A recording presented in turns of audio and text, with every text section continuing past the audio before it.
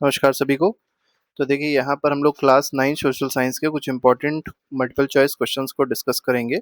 30 MCQs यहाँ पर होने वाले हैं। चैप्टर का नाम है understanding social science. First chapter है जो न्यू एनसीईआरटी है उसका। तो फर्स्ट क्वेश्चन देखिए क्या कह रहा है। Social science is primarily the systematic study of. तो सोशल साइंस जो है मेनली किसकी स्टडी है, किसकी सिस्टमेटिक स्टडी है। नेचर की नहीं है, ये ह्यूमन सोसाइटी की स्टडी है। तो बी ऑप्शन जो है वो बिल्कुल सही है इसमें। क्वेश्चन नंबर सेकंड पे आते हैं। विच of the following is not a focus of social science. तो सोशल साइंस में हम लोग किस चीज को फोकस नहीं करते हैं, तो गवर्नमेंट पे फोकस करते हैं, सिविक्स में, इकोनॉमिक्स पे भी फोकस करेंगे, ह्यूमन इंटरेक्शन पे फोकस करेंगे। एटॉमिक स्ट्रक्चर जो है इस पे फोकस नहीं किया जाएगा, ये केमिस्ट्री में फोकस किया था। इस पे किस पे फोकस किया गया, केमिस्ट्री में एटॉमिक स्ट्रक्चर पे फोकस किया गया। तो डी ऑप्शन बिल्कुल ठीक है। थर्ड क्वेश्चन क्या था। The foundation of social science is understanding the connections among. तो देखिए फाउंडेशन जो है सोशल साइंस का, वो मेनली हम लोग को क्या करता है, एक अंडरस्टैंडिंग प्रोवाइड करता है, कनेक्शंस बताता है किसके किसके बीच में, ये आपको यहाँ पर बताना है। तो प्लैनेट्स और स्टार्स के बीच में नहीं, इन्वायरमेंट, इंस्टीट्यूशंस, इकोनॉमी और ट्रेडिशन के बीच में, ये बिल्कुल सही है। तो B option is correct. Fourth कह रहा है which of the following daily activities is used in chapter 2 explain. तो इस चैप्टर में अगर आप देखेंगे तो कुछ डेली एक्टिविटीज जो है वो दी गई हैं। तो ये जो डेली एक्टिविटीज हैं, ये कैसी डेली एक्टिविटीज हैं, रीडिंग नॉवेल्स बताया गया नहीं, using electricity generated at distant power station, ये बिल्कुल सही है। ठीक है, तो ये ऐसी कुछ आपको डेली एक्टिविटीज देखने को मिलेंगी जो इस चैप्टर में दी हुई है। आगे बढ़ते हैं। नेक्स्ट क्वेश्चन देखिए। नेक्स्ट क्वेश्चन में क्या कहा गया है। Society is mainly shaped by. तो सोसाइटी जो है ये इसकी शेपिंग कैसे होती है, कैसे वो बनती है सोसाइटी। लक से नहीं बनती है, चांद से भी नहीं बनेगी। History, geography, institution, resources and human choices, इससे बनती है सोसाइटी। तो सी ऑप्शन बिल्कुल सही है। Social science seeks answer through. तो देखिए सोशल साइंस जो है जब हम लोग पढ़ते हैं तो आंसर जो हम लोग को मिलते हैं वो कैसे मिलते हैं। तो गेस वर्क से सोशल साइंस में आंसर नहीं मिलते हैं, ऑब्जर्वेशन से मिलेंगे, एविडेंस से मिलेंगे, लॉजिकल रीजनिंग से भी मिलेंगे। तो बी ऑप्शन बिल्कुल ठीक है।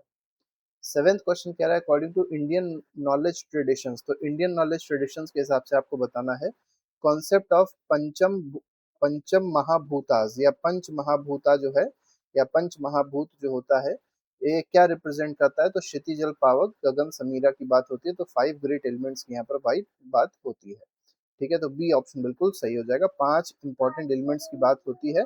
अब ये पूछा सकता है कि ये 5 इंपॉर्टेंट एलिमेंट्स क्या क्या होते हैं। तो पहला अगर आप देखेंगे अर्थ हो जाएगा, वाटर हो जाएगा, वाटर के बाद अगर आप देखेंगे फायर, एयर और स्पेस हो जाएगा। तो फायर लिख सकते हैं, एयर लिख सकते हैं और स्पेस। तो ये 5 एलिमेंट्स होते हैं जो हम लोग को पता होने चाहिए, जिनको पंच महाभूतास कहा जाता है। Which of the following is not one of the पंच महाभूत। तो इसमें कौन सा नहीं है। अर्थ होता है, वाटर होता है, फायर भी है, मेटल नहीं होता। तो D option is correct. The idea of वसुधैव कुटुंबकम मीन्स। तो वसुधैव कुटुंबकम का मतलब क्या होता है। तो वसुधा मतलब होता है अर्थ, और कुटुंब मतलब होता है फैमिली। तो मतलब पूरी अर्थ जो है वो एक फैमिली है। तो यूनिटी इन डाइवर्सिटी नहीं शो करता, वर्ल्ड इज वन फैमिली ये शो करता है। ठीक है, तो बी ऑप्शन बिल्कुल ठीक हो जाएगा इसमें। क्वेश्चन नंबर 10 कह रहा है अर्थशास्त्र इज ट्रेडिशनली एट्रीब्यूटेड टू। तो अर्थशास्त्र जो है ये ट्रेडिशनली किससे एट्रीब्यूट है, इसका ये बताना है। तो अर्थशास्त्र मेनली पूछा गया किसने लिखा है, तो ये कौटिल्य ने लिखा है। कौटिल्य कौन थे, ये किंग मेकर थे। इन्होंने ही चंद्रगुप्त मौर्य को, मौर्यन एम्पायर उन्होंने ही एक तरीके से इस्टेब्लिश करवाई थी चंद्रगुप्त मौर्य के थ्रू। अर्थशास्त्र मेनली डिस्कसेस। तो ये मेनली किस चीज के बारे में है अर्थशास्त्र। एस्ट्रोनॉमी के बारे में बिल्कुल नहीं है। एडमिनिस्ट्रेशन बताया गया, मौर्य का एडमिनिस्ट्रेशन कैसे था, टैक्सेशन सिस्टम कैसा था वहाँ का, गवर्नेंस किस तरीके से थी। तो ये सारी चीजें अर्थशास्त्र में बताई गई। तो बी ऑप्शन बिल्कुल ठीक है। Social scientist developed explanation supported by. तो जो सोशल साइंटिस्ट होते हैं वो जो एक्सप्लेनेशन डेवलप करते हैं, कैसे डेवलप करते हैं। तो र्यूमर से बिल्कुल नहीं डेवलप करते हैं, एविडेंस कलेक्ट करते हैं अलग अलग सोर्सेस से। तो बी ऑप्शन जो है बिल्कुल सही है इसमें। विच of the following is not one of the 4 core discipline of social science in class 9th and 10th। तो क्लास 9 10th में हम जो कोर डिसिप्लिन देखेंगे सोशल साइंस की, कौन सी नहीं होगी। तो हिस्ट्री देखेंगे, पॉलिटी देखेंगे, इकोनॉमिक्स, हिस्ट्री सब कुछ होगा, ज्योग्राफी भी होगा, जूलॉजी नहीं होगा, ये साइंस का पार्ट है। ठीक है, स्टडी ऑफ एनिमल्स को जूलॉजी कहा जाता है, बायोलॉजी में आता है। ज्योग्राफी मेनली स्टडीज, ज्योग्राफी में हम लोग क्या पढ़ते हैं, ह्यूमन बॉडी नहीं पढ़ते। अर्थ पढ़ेंगे, इन्वायरमेंट पढ़ेंगे, ह्यूमन इन्वायरमेंट रिलेशनशिप पढ़ेंगे। तो बी ऑप्शन बिल्कुल सही है। Which tool is specifically mentioned for geographical studies. अब ज्योग्राफिकल चीज़ों को पढ़ने के लिए, ज्योग्राफिकल स्टडीज के लिए हम लोग को किस टूल की जरूरत पड़ती है, टेलीस्कोप की नहीं जरूरत पड़ती है, जीआईएस की जरूरत पड़ती है। जीआईएस का फुल फॉर्म याद रखेगा, ज्योग्राफिकल इंफॉर्मेशन सिस्टम, इसकी जरूरत पड़ती है। ठीक है। बायोलॉजी पढ़ने के लिए माइक्रोस्कोप की पड़ती है, और ईसीजी इलेक्ट्रोकार्डियोग्राम होता है। हार्ट जो होता है, हार्ट का जब टेस्ट किया जाता है, टेस्टिंग होती है हार्ट की, हार्ट के फंक्शनिंग की, तो उसमें ईसीजी टेस्ट होता है। एनसीईआरटी स्कूल भुवन पोर्टल हेल्प्स स्टूडेंट। देखिए भुवन पोर्टल जो है, ये एनसीईआरटी ने स्टार्ट किया है, स्कूल भुवन पोर्टल। ये किस तरीके से बच्चों को हेल्प करेगा, कोडिंग नहीं सिखाएगा, ये मैप करेगा उनके विलेज को और सिटी को, मतलब वो लोग अपने विलेज और सिटी को मैप कर सकते हैं, देख सकते हैं, समझ सकते हैं। History mainly studies. अब हिस्ट्री में हम लोग क्या चीज़ पढ़ते हैं, ये आपको यहाँ पर बताना है।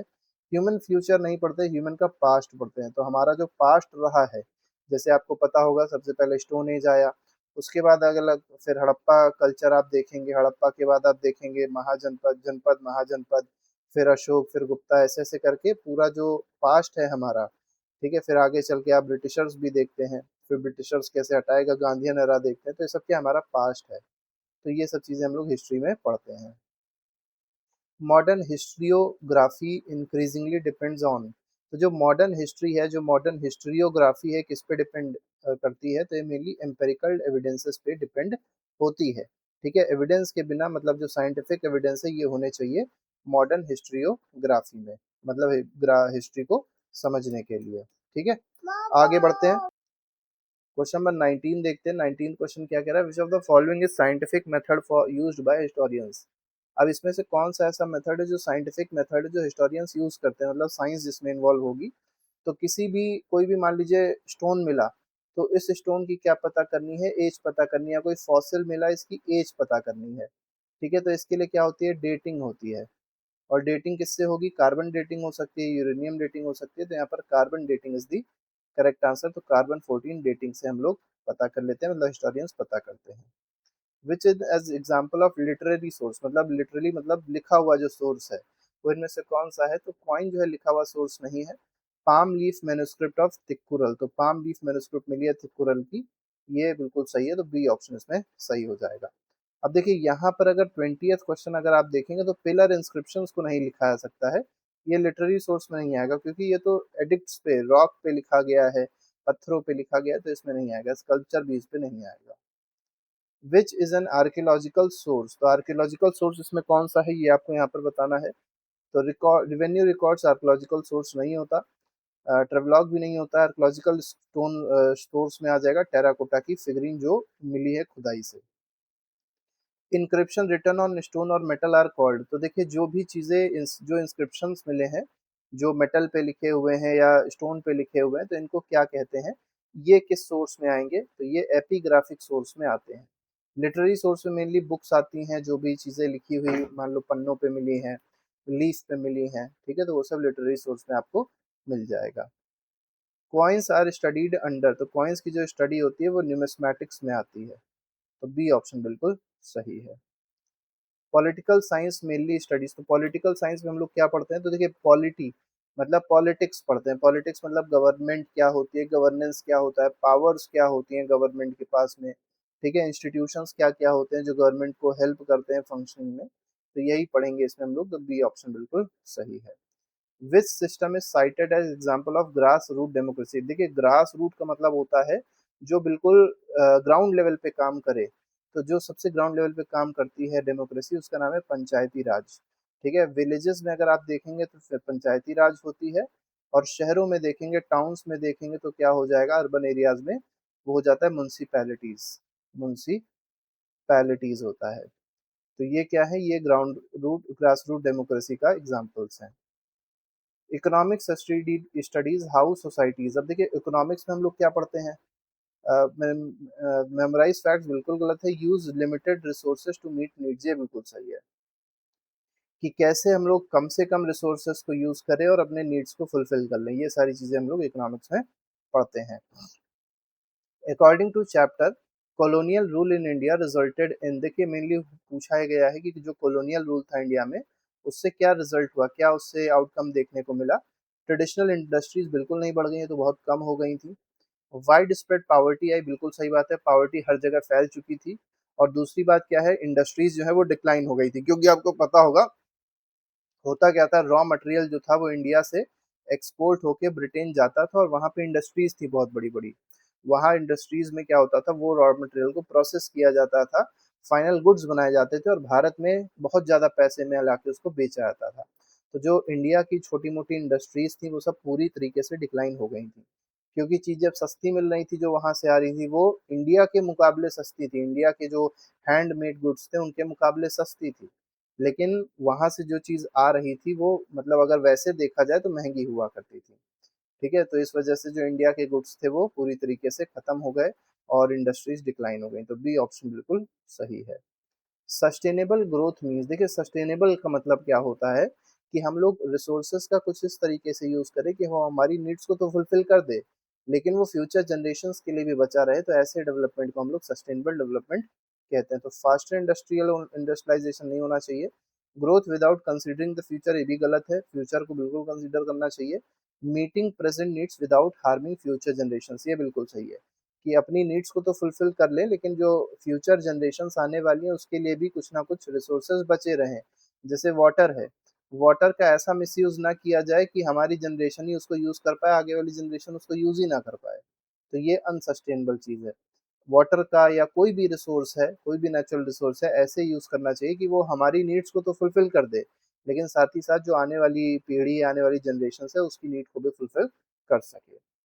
29th क्वेश्चन क्या कह रहा है, which of the following is not mentioned as future challenge for social science. तो इसमें कौन सा एक ऐसा फ्यूचर चैलेंज सोशल साइंस के लिए नहीं है, ये आपसे यहाँ पर पूछा गया है। क्लाइमेट चेंज सबसे बड़ा चैलेंज है, सस्टेनेबल डेवलपमेंट भी एक चैलेंज है, क्योंकि आजकल बहुत तेजी से इंडस्ट्रियलाइजेशन हो रहा है और अनसस्टेनेबल तरीके से चीजें चल रही हैं। तो ये कोई चैलेंज नहीं है सस्टेनेबल डेवलपमेंट। ठीक है, मतलब ये भी एक चैलेंज है। सोशल हार्मनी भी एक चैलेंज है, क्योंकि बहुत सारी प्रॉब्लम्स है, बहुत सारे मतलब जो डाइवर्सिटी जहाँ होती है वहाँ पे लड़ाई झगड़ा भी होता है। सेल डिवीजन जो है इसका चैलेंज नहीं है। ठीक है, तो डी ऑप्शन बिल्कुल ठीक है। Last question, according to the chapter social science ultimately help student because.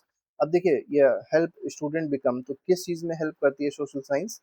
तो सक्सेसफुल ट्रेडर बनने में हेल्प करती है, केवल वो भी बिल्कुल गलत है। रिस्पॉन्सिबल और इन्फॉर्म सिटीजन, ये बिल्कुल सही है। तो सोशल साइंस से क्या होता है, जो पर्सन होता है या जो स्टूडेंट्स होते हैं वो एक रिस्पॉन्सिबल सिटीजन बनेंगे। ठीक है, इन्फॉर्म्ड सिटीजन बनेंगे। कैसे? क्योंकि जब वो सोशल साइंस पढ़ेंगे तो उनको अपने फंडामेंटल राइट्स के बारे में पता होगा, डेमोक्रेसी के बारे में पता होगा, कॉन्स्टिट्यूशन के बारे में पता होगा, हिस्ट्री पता होगी, इकोनॉमिक्स के बारे में पता होगा, तो हर चीज़ के बारे में कहीं ना कहीं नॉलेज होगी। ठीक है, तो वो इन्फॉर्म्ड हो जाएंगे और रिस्पॉन्सिबल भी हो जाएंगे। तो इस तरीके से 30 एमसीक्यूज थे जो हम लोग ने डिस्कस किए। और भी चैप्टर के एमसीक्यूज हैं जो पहले से ही प्लेलिस्ट में लगे हैं, आप जाके देख सकते हैं, अपना रिवीजन अच्छे से कर सकते हैं। ठीक है, बाकी आप लोग एक बात ये जरूर कमेंट बॉक्स में बताइएगा कि आउट ऑफ 30 आपके कितने क्वेश्चन यहाँ पर सही हो रहे थे। तो अभी के लिए फिलहाल इतना ही। Thank you very much, good bye, जय हिंद।